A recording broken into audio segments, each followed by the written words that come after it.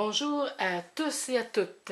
Je vous présente mon 4e vidéo qui a comme sujet vos valets. Il est convenu que je ne suis pas responsable de ce que vous pourriez dire ou faire en rapport avec ce vidéo. Aujourd'hui, je vais vous parler des cartes figures du valet de cœur, valet de carreau, valet de trèfle et du valet de pique. Si on retourne dans le passé, les valets représentent des personnages célèbres de l'histoire de la France, de la mythologie grecque, romaine et de la Bible. Par exemple, le valet de trèfle serait l'habillé du célèbre et beau chevalier Lancelot du Lac. À l'origine, le valet représentait un chevalier. En anglais, on dit knight, un K sur la carte du valet, ce qui portait à confusion car la carte du roi existait déjà avec la lettre K. Le valet fut changé par la lettre J qui signifiait Jack en anglais et désignait désormais la carte du valet. Jack of all trades, master of none, c'est-à-dire un Jack de tous les métiers et un maître de tous et un expert en rien. Le valet représente donc la jeunesse, la découverte, l'apprentissage, voire l'insouciance, contrairement au roi qui atteint une certaine expertise due à l'expérience, la maturité, la sagesse et la vieillesse. La carte du valet peut signifier que la personne qui se fait tirer les cartes, selon son âge, peut avoir plus d'expérience que les autres personnes autour d'elle. Le valet doit faire ses preuves, tandis que le roi déjà détient un pouvoir acquis. Comme on dit, lorsque tu es valet, tu n'es pas roi. Le roi maîtrise, tandis que le valet conquit. Leur statut social diffère. Le valet est un jeune homme ou une jeune femme dans la vingtaine, trentaine, parfois célibataire, et le roi est un homme plus vieux, dans la cinquantaine et plus, parfois marié. De base, le valet de cœur est blond aux yeux bleus, de carreau est roux aux yeux verts, de trèfle est brun aux yeux bruns et de pique est noir aux yeux noirs. Mais ces significations sont à s'y méprendre, ne sont souvent pas toujours le cas. Dans un tirage de cartes, la carte du valet peut aussi signifier la pensée d'une personne si elle est placée à gauche d'une autre carte figure. Par exemple, le valet de cœur, suivi du roi de trèfle, qui signifie que ce roi a de bonnes intentions envers vous, est prêt à vous aider, il y a de fortes chances que ce roi vous aime. Et pour le valet de carreau, cette personne est à droite, suivi du roi de trèfle, bien entendu. Capable de se sortir d'une situation, il y a de fortes chances que ce roi soit cartésien et pense à l'argent. Et pour le valet de trèfle, cette personne est sincère, votre ami, votre patron, il y a de fortes chances que ce roi soit absorbé par son travail et aime communiquer avec vous. Et pour le valet de pique, cette personne a des conflits intérieurs, a de mauvaises intentions, est peut-être enragé contre vous. Il y a de fortes chances que ce roi essaie de vous nuire. Avec un valet de pique, cela décrit bien la négativité d'une personne et sa pensée négative. Et un valet de pique suivi d'une carte de cœur indique bien que cette personne n'a aucune intention amoureuse envers vous, n'a aucun feeling pour vous. Si on veut mettre le doigt sur un personnage que le valet peut représenter, le valet de pique est un jeune policier, pompier, un jeune constructeur, un jeune avocat, un huissier, un militaire et aussi bien une personne dans les sciences occultes ou un imposteur, un fraudeur, un voleur. Le valet de trèfle est votre bras droit, votre gentil ou gentille ami, une personne de bonne foi, un éducateur, un enseignant, un consultant, un jeune entrepreneur, un athlète ou un journaliste.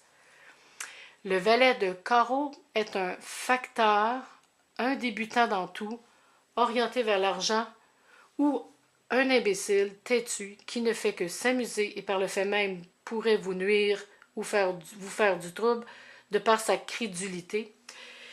Et le valet de cœur est votre amoureux ou amoureuse, votre ami sincère et dévoué, un confident de longue date, aussi un enseignant, un infirmier, un poète, musicien, chanteur, tout ce qui se rapporte à la beauté et aux arts, et assez étonnant, voire un guide spirituel. Le côté positif du valet de cœur, il est chaleureux, sensuel, tendre et sensible, mais son côté négatif, il a la tête dans les nuages, a de la difficulté à prendre une décision, se laisse aller dans un attachement excessif et dans la passivité. Le côté positif du valet de carreau, il vous donne les bonnes nouvelles, informations, instructions et suit ce qu'on lui demande à la lettre, mais son côté négatif, il est indécis, profiteur, matérialiste, paresseux, immature, irresponsable, ne vous aime pas car il joue souvent sur deux plans, vous fait attendre et manque de persévérance.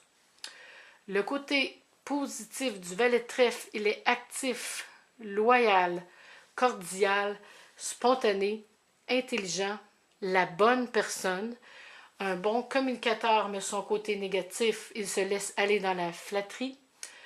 Le côté positif du valet de pique, il représente la loi. Toutes ces caractéristiques décrivent une couleur foncée, cheveux, yeux ou peau foncée. Le côté négatif du valet de pique, il est méchant, agressif, violent, vous espionne et ne coopère jamais pour votre cause. Vous attendez un message d'amour, une rencontre, une invitation à de la romance, recherchez un valet de cœur.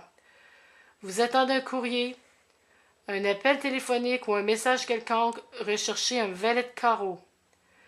Vous attendez une personne fidèle, ambitieuse, a du plaisir, de l'enthousiasme, un aide, un appui, un encouragement, recherchez un valet de trèfle. Et finalement, vous ne recherchez pas un valet de pique à moins que vous aimez les problèmes, les intrigues, les expériences qui sortent de l'ordinaire et les nuits blanches. Alors, voici le valet dans son ensemble. Le valet de cœur pense avec son cœur. Il cherche à vous faire plaisir, charmant, doux, mais gêné. Le valet de carreau pense avec sa tête et peut vouloir profiter de la situation, impatient, stupide mais pas malicieux. Le valet de trèfle pense avec loyauté, instinctif, beau, fonceur mais curieux. Et le valet de pique vous bloque, vous trahit, essaie de vous détruire ou de vous éliminer, presque névrosé mais malin, oriente sa pensée vers le sexe et signifie une liaison extra-conjugale ou la trahison dans un tirage de cartes. Pour finir, voici quelques proverbes qui peuvent bien définir les valets.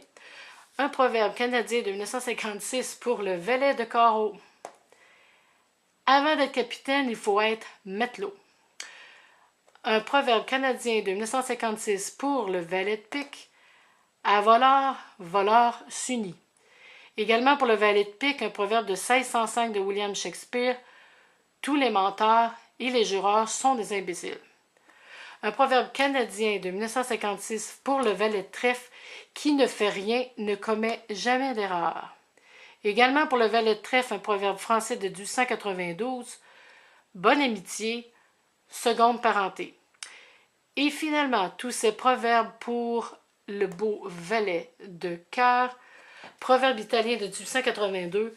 Grand amour, grande peine. Proverbe allemand de 1827. Où l'on sème de l'amour, croît la joie, dans le sens de se développe la joie. Proverbe danois de 1757. L'amour est un coquin prêt à tout pour arriver à ses fins. Proverbe français de 1808. Le langage du cœur est celui qui convient le mieux à l'amour. Et sans oublier le proverbe de Platon, l'amour rend aveugle, qui décrit bien le valet de cœur qui peut accorder une confiance absolue sans méfiance, mais cette confiance donnée peut un jour se retourner contre lui. Donc, j'espère que ce court vidéo vous aidera à mieux comprendre les valets et je vous dis à la prochaine.